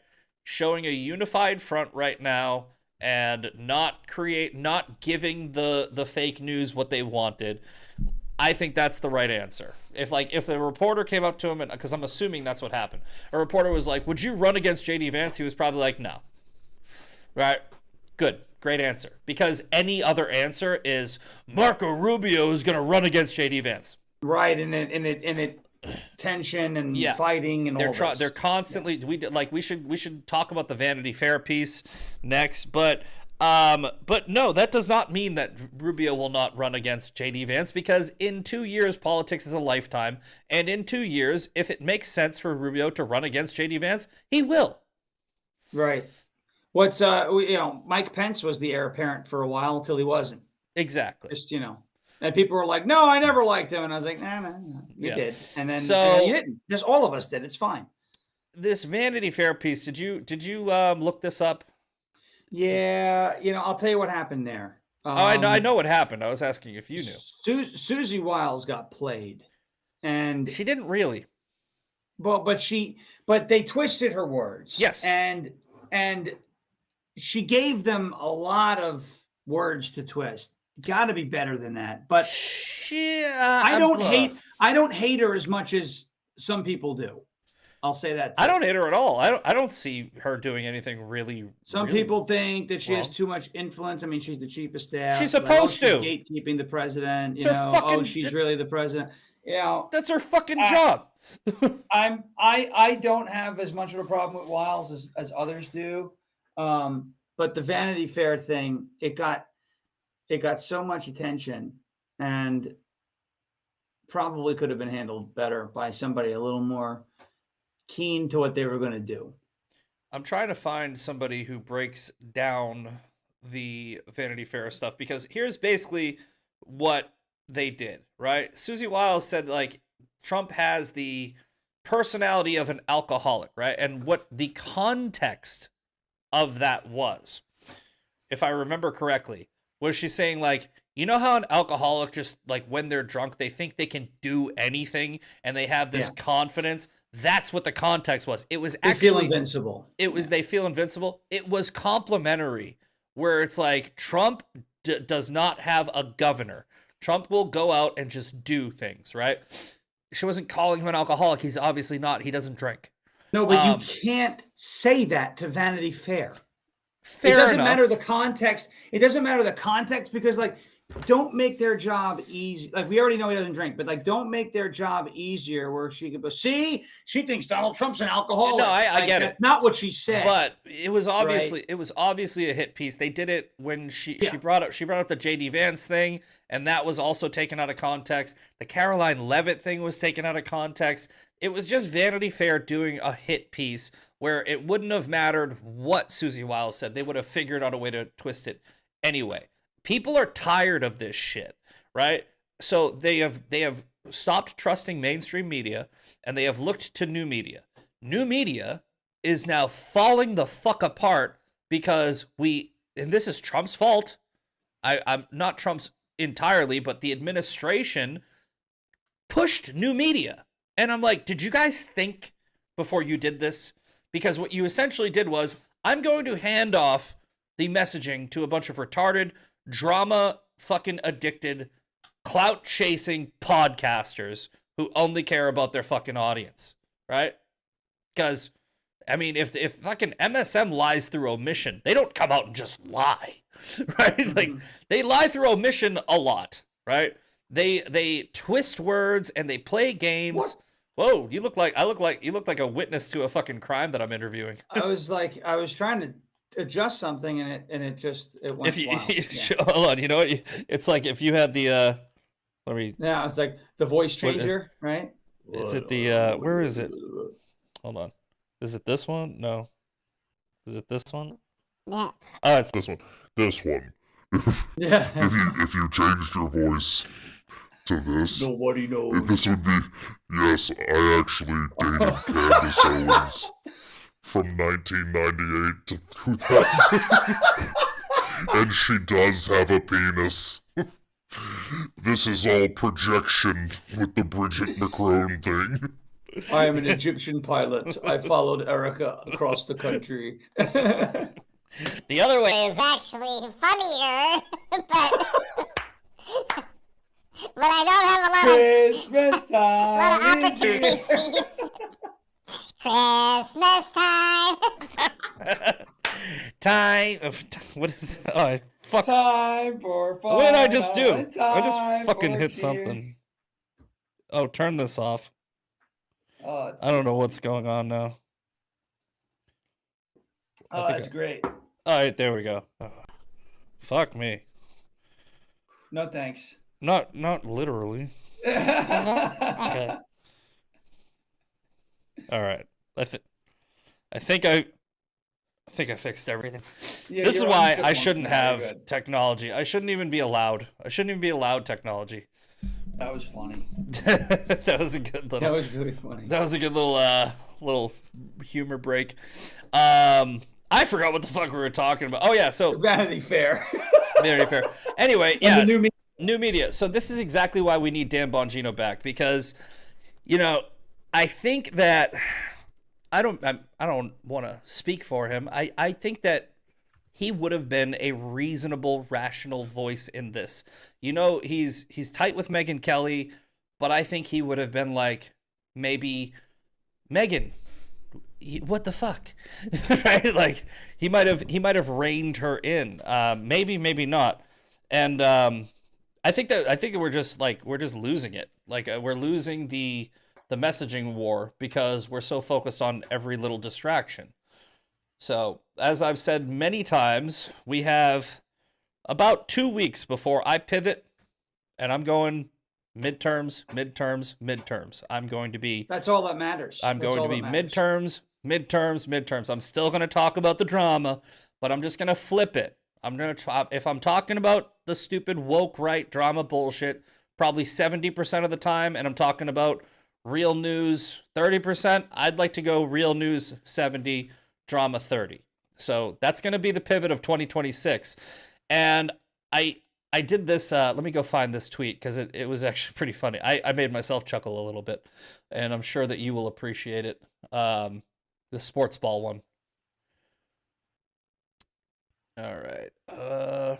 Because I said, I made a comparison of this year to football, where I'm like the first year is kind of like the first quarter of the game, and we put points on the board, but also like we kind of like threw a lot of interceptions at the same time.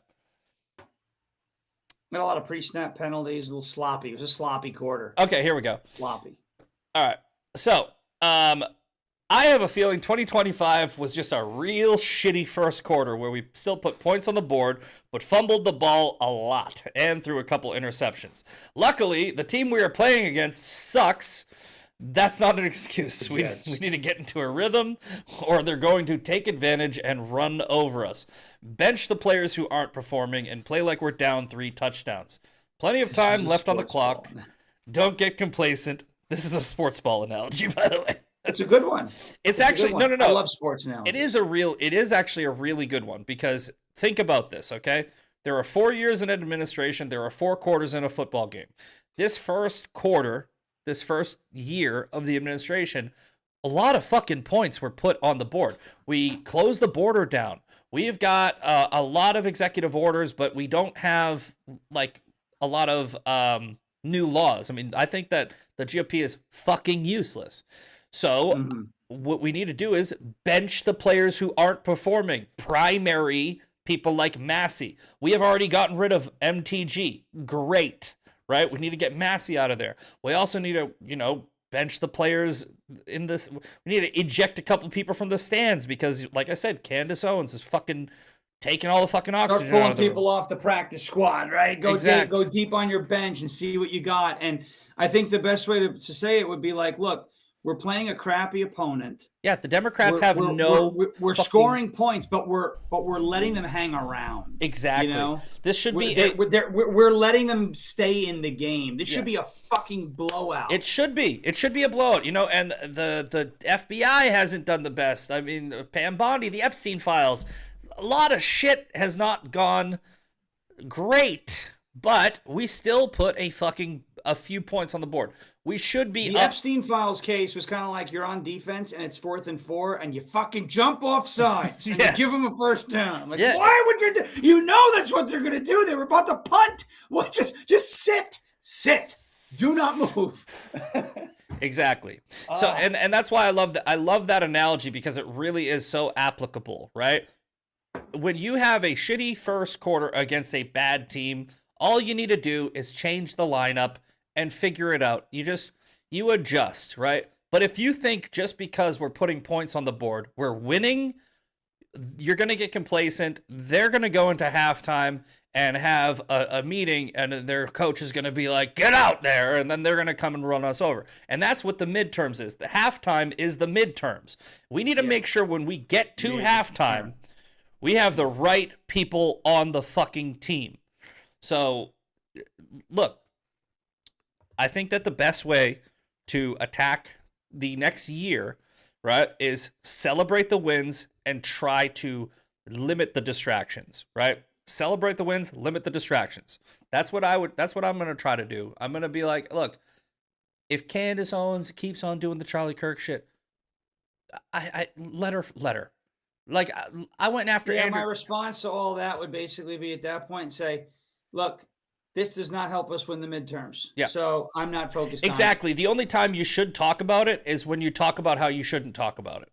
Right. Right. Where it's and by the way, this is a distraction. That's it. By the way, I usually attack a problem until it's not a problem anymore. Andrew Tate, for example. Right. I don't think that Candace Owens is going to be a problem much longer. Right. Not much longer now. I don't think so. I think the heavy hitters are involved. Erica's involved. Yeah. Yeah. I think that's about. I said it about a week ago. Once Turning Point, challenged her with the live stream and all that, and Erica started talking about it. I said that's it. She has peaked. Yeah. And now she's going to start. Like we said, I think we said it last week. If you're like a stock trader, like that's your top. Mm-hmm. Open up a short, right? Because she's about to go down, right? Yeah. There's about to be a big correction. Absolutely. Okay? Absolutely. And I think that's about to happen. On the Edge in the chat, is the April event full? No. Just to clarify, guys, let's go back to this real quick because I want to keep giving people updates because I only had so many characters I can put in that box. They said we can have up to 50 people, right? I am only paying for the first 10 because it would cost fucking 20 grand if I didn't. But the first 10 people, I'm going to pay for their room and board and the $300 range fee. That's going to cost me around like 5 or 6 grand. So after that, you just pay for the discounted range, the discounted training fee and $100. And then obviously buy your flight and your lodging. So, but yeah. This chair is making so much noise. I have to hit with WD-40. My fucking arm thingy, if I move it, if I do this, you can hear that in the show. It used to be worse though. I used to be going like that. It was, but now it's just clicking. White lithium grease. It's in a can. Get it at AutoZone. It's the best shit ever for that. Okay. Squeaky shit. Squeaky shit, white lithium grease. It's the best shit. Because a lot of people use WD-40 and it works for a couple of days and then it goes back to squeaking. Lithium. My WD-40, when I WD'd this chair, it lasts about a year. So, okay. I have good luck on that. That's because I sweat so much in this chair that this room stays humid. So it doesn't, So Sandy in the chat, my fatigue for Jezebel is maxed out. She really is. Candace, you know what? Like I said, we're talking about her. She's good at what she does. We are talking about her. We still didn't figure out what this Marco Rubio fucking lead. I can't figure that out. Tucker Carlson said that President Trump was going to announce a war tonight. The claim went about as well as this claim that Trump was going to start World War III by bombing Iran. It did not happen. Exactly. And look, while the same thing that happened to MSM is going to happen to the new media, right? They're going to lose their credibility. They're going to lose their audience, right? The problem is people like me and Shawn that have integrity, we're going to be lumped in, right? Because it's got new media is new media. New media is podcasters. Yeah, they're going to be like, oh, you guys have a podcast too. You're no better than them. And I'm like, oh, you need to listen because all we do is call them out. Yeah, well, it's like it's conservative commentators and podcasters are the new media. So if we see new media figures making us look bad, that's a problem, which is why we're talking about it. We're talking about it because we actually want to bring attention to it, but I don't know if it's creating the Streisand effect. Ooh, speaking of the Streisand effect, one more topic that we should talk about tonight is that whole Brown, the Brown shooting suspect, right? I don't know if you saw my, somebody called me and they were like, you have to delete your posts. And I recorded it. I didn't see that yet. So they called me. Some fucking dickhead called me, and he was like, "Hi, is this Zach?" And I was like, "Yeah." And I knew what it was. Yeah, here you go. This is. I know you can't hear it, but I'm gonna play a couple seconds. I'm just passing information along. They're looking at lawsuits on anyone who's named the possible shooter. Okay, that's all I'll play. He goes, yeah, he sounds like a deep South hick. He's like, yeah, I was just calling to inform you they're looking for lawsuits on anybody that's named that possible shooter, and you're gonna have to take down those posts because you opened yourself up to some lawsuits. And I was like, no, I didn't. It's like, and it was a 3-minute conversation too. I was like, nah, I didn't. And he was like, no, you did because you named the shooter. I go, yeah, that's public information. And I didn't say that he was definitively the shooter. I actually said, you said potential. I said potentially. I said probably. And I even did, when I was being hyperbolic and joking, made a correction that I was not saying definitive. What I have said was, if that guy is not the shooter, why the fuck hasn't he come out and said, I'm not the shooter, right? That is a Gen Z fucking woke leftist. I'm sure he has social media. He's an activist. I'm sure he has social media. So what I did was I go, let's go look at his social media. And do you know what I fucking found? He deleted his social media. It's all gone. Yeah. So if this is who I'm talking about, Mustafa Karbok or Karbochi or Kaboku, I don't fucking know. The word is, and here it goes, this account no longer exists. If in the realm of possibility that he is not the shooter, which it's obviously possible, anything's possible, what that means is, even though he's not the shooter, he deleted his social media, and Brown scrubbed every mention of him off of their website right after the shooting. So, I'm not like Candace Owens, I'm just asking questions. I'm saying that fucking looks weird. That's what I said yesterday. I was like, I'm not saying this guy's the shooter. I'm just saying having his pages scrubbed. And that could be the Streisand effect. Shooting is weird. Yeah, that could be the Streisand effect, right? So here's what I did. Even though, because look, I was obviously joking. I'm obviously joking and being hyperbolic here. I'm saying, yeah, that's the guy. And that's because, oh, this post is unavailable. That's weird. So maybe that wasn't true. Roz Alerts deleted the post where they said somebody purchased a muzzle brake. Yeah, I saw that floating around, and that there was a Mustafa K that bought a gun, and that one was the one that I said I don't know if that's true. Well, either way, this is what was reported. A man with the name Mustafa K did a review for a muzzle brake on the same caliber type of weapon that was used.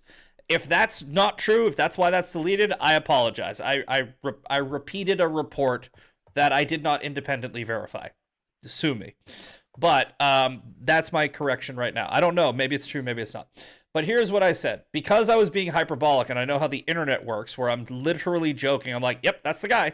I go, I cannot figure out how it's possible that this is not the Rhode Island shooter, but I don't like what I did here, speaking in an absolute.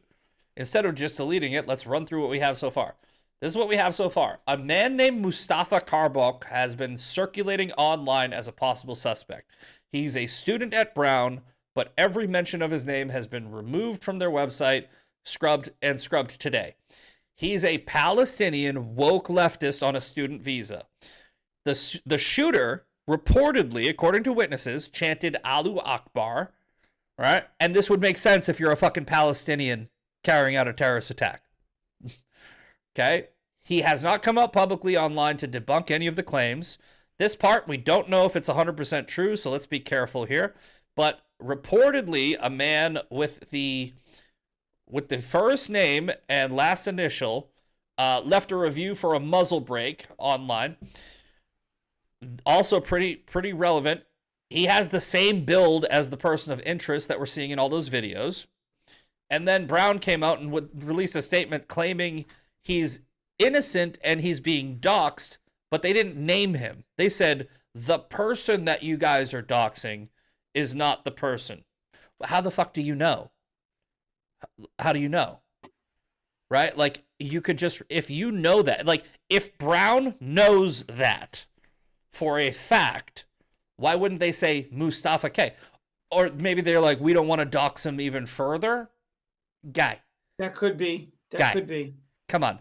You guys, you scrubbed his fucking name off the website. You're refusing to name him publicly. They're drawing by doing that. They're drawing a lot of attention to him, also. Yeah, I mean, you could say the person with the initials MK is not the person, or something. Oh, forget it. You'll have half the internet running around saying MK Ultra. You can't do that. All right, yeah. or they could. You know what they could also do? They could say, we have spoken directly with the person that has been the main figure circulating online, and we can verify that that is not them. That could be perfect. That could be another one that you could say without doxing. But yeah, no, most likely, I don't know. I like anything's possible, but that's a lot of weird shit. At this point, Providence Police Department doesn't know who it is. It literally could be anybody. Now, apparently, they said they've ruled it out. Whatever. Brown is saying that's Brown saying that. Well, apparently, the Providence Police Department said it as well.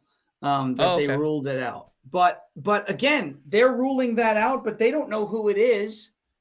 So, you know, they don't know the name of who they're looking for right now. Mm-hmm. You know, and but they know the name of who they're not looking for. Yeah. So, well, look. Let's say it's not him. I would not be surprised if it's him. I would not be surprised if it's not him. I don't trust a word coming from those people because they've blown this case. What I do know is they like Candace Owens is 100% fucking wrong about all of her facts, or quote facts, which are really feelings, right? About the evidence of a cover-up on the Charlie Kirk assassination. If Candace Owens had this information and was making a claim of a cover-up, it would hold a lot more credibility. Let's just put it that way, right? It looks to me like the Brown shooting is at bare minimum, if I'm being super generous, it looks like Brown is trying to do a lot of damage control. Yeah. Not necessarily a cover-up, but they're doing a lot of damage control already. So is that a conspiracy? I don't know. I don't know how you would define a conspiracy, but it just looks really shady when they go and they literally just start deleting shit. Because let's go find the actual post. Yeah, here you go. This is the page. Now, we don't know for 100% certain if this is the shooter, but this was on Brown's website, and now it's not. So we have a third-generation Palestinian refugee born and raised in Lebanon, right, who is fond of bringing his activism and identities, plural, into academic spaces, highly moved by questions of indigeneity,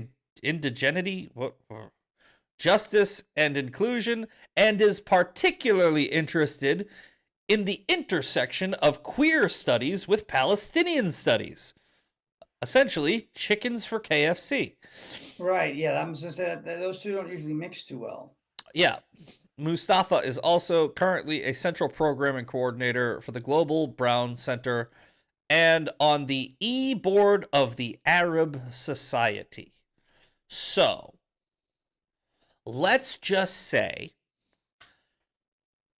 that there's a possibility that he is pro-Hamas.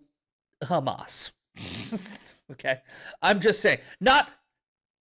I'm not saying he is. I'm just saying. There's just a possibility. There's probably a high likelihood if you're really. And if you asked him, is Hamas a terrorist organization, he would say no. They're freedom fighters. Are you not coming in? Hold on. Does Shawn not have sound? I'm not seeing you on the. Well, I have sound. I don't know if I'm seeing you on the bar here. Is the chat? Nope, there you go. No, you are. You are. Okay. You are. Cool. I just had to scroll. I was gonna say nothing changed. No. Yeah. No, if you asked, are Hamas a terrorist organization, he'd say they're freedom fighters. Yeah. Right. Yeah. Okay. Liberators. So guys, look. I mean, I don't like to get into the theory part, but I always say there's a difference between a conspiracy realist and a conspiracy theorist, right? It is a realistic, it is a realistic prediction at this moment to say that might be the guy. It's like that might be the guy. It's like, I don't know. Well, and that's the difference between like this and like this is literally asking questions. First of all, the university and the police department's asking the public for help, and the public is trying to help. You know, it's different when they've apprehended a suspect who essentially confessed over text messages, and they say, "Thanks, public, for your help." And Candace is like, "Something's up here." You know what? Let's do this. Let's go.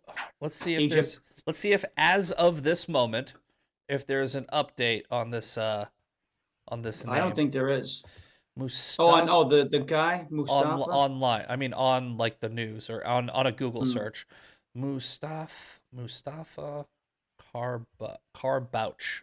Mustafa Carbouch. Okay.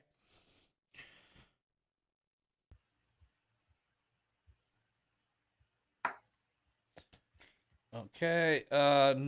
Brown University shooting. Oh, that's a YouTube. All right. Hindustan Times, Cedar News. Can't trust them. Times, India Times. I'm not seeing any American stuff. I'm seeing PJ Media. PJ Media is American. Yeah. Is Brown University protecting a suspect in the campus shooting? Officials from Brown refused to address the reports that the shooter shouted Allahu Akbar. Right, so that's confirmed. It's not confirmed. It's confirmed that it's alleged. It's confirmed alleged. Apparently, a witness heard the shooter say it. Okay. Yeah, I mean, I don't know. Yeah, Hindustan Times. Like, what the fuck? That's a nonsense website. Yeah, look. This is the Brown website. We're sorry, we cannot find the page you're looking for. So you guys can see in real time. This is what they have removed. So, and this is 18 hours ago. First post. Yeah, there's no credible source. There's no, I mean, I'm fast and loose with the word credible. There's no mainstream news organizations reporting on it. And there's a reason for that. They can't confirm it, right? I'm not saying, like, trust me, if Fox News could confirm it, they would report it, right? So don't think just because you're not seeing it, there's a cover-up, right? Get out of the Candace Owens mentality. There's not necessarily a cover-up on a mass scale to protect this kid, but Brown is definitely doing something that is not helping. It's either the Streisand effect, where they tried to erase, to get out in front of it, everything because maybe they thought he might be involved and he's not, and that's what brought the attention to it, and he's actually innocent and this is all their fucking fault. Or they might have other students who are like, he fucking did it, and there could actually be a cover-up. Nobody knows.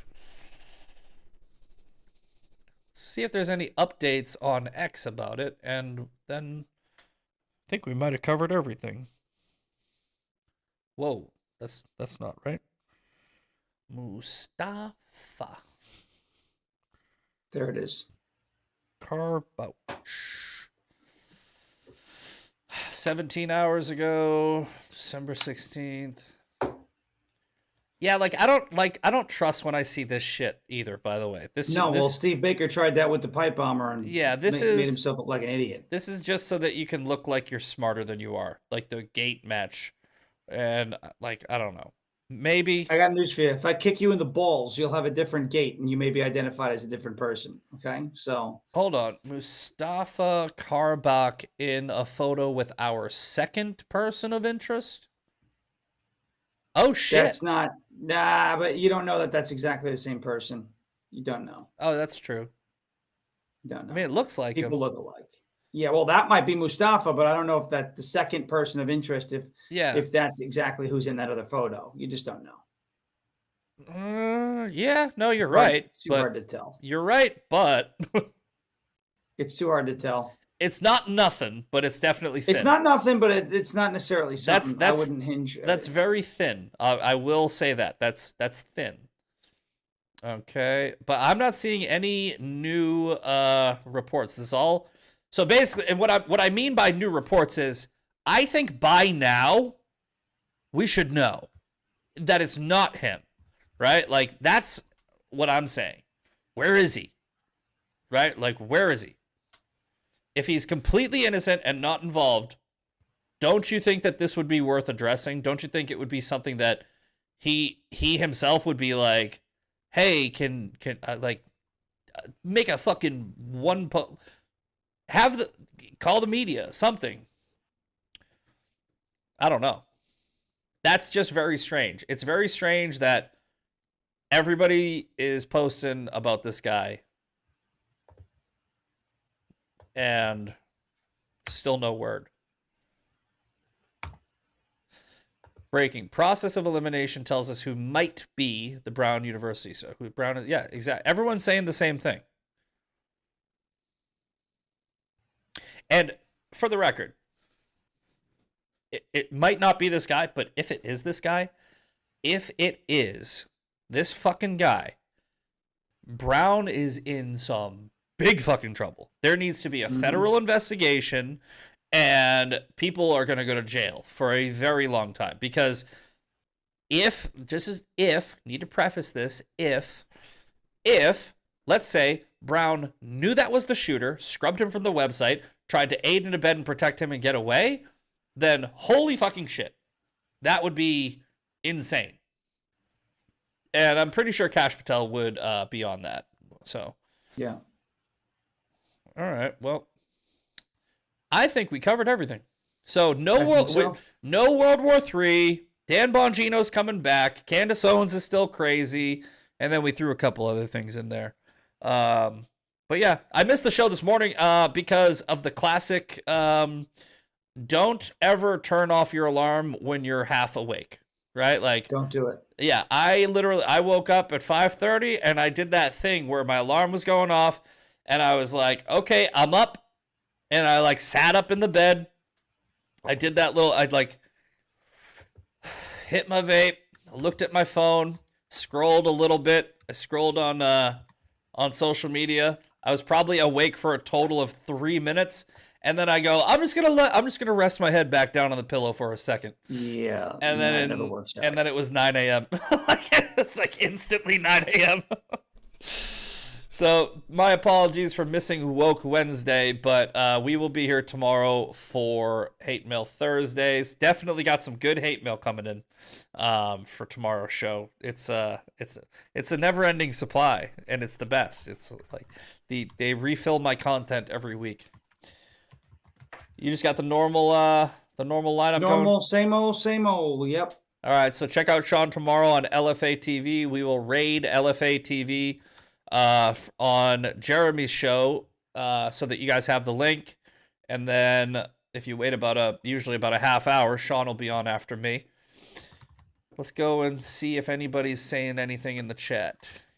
You needed sleep to sleep like that. Yep. Okay. I'll leave it in the back 40.